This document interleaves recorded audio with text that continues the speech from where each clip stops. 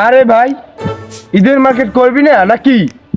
না কে কার জন্য কিনবো? না, তোমার ইউনিয়ন বস না, তুমি ঈদের দিন রীতিমতো পোশাক পিন্ধে, নতুন পোশাক পিন্ধে ঘুরে বেড়াবা। হুদাহুদি কাপড় চোপড় কিনে কি লাভ? আমার তো পড়ার লোক নাই।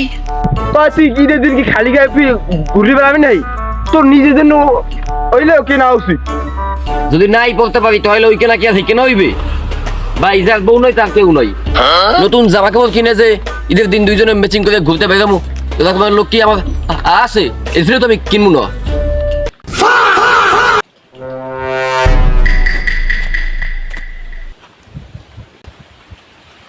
অর্থ আবার ভাবেই হয়, আমারটা আবার দাঁড় চাইতে পারে না। আর কথা না বাড়াইলি ভালো হয়, যাই।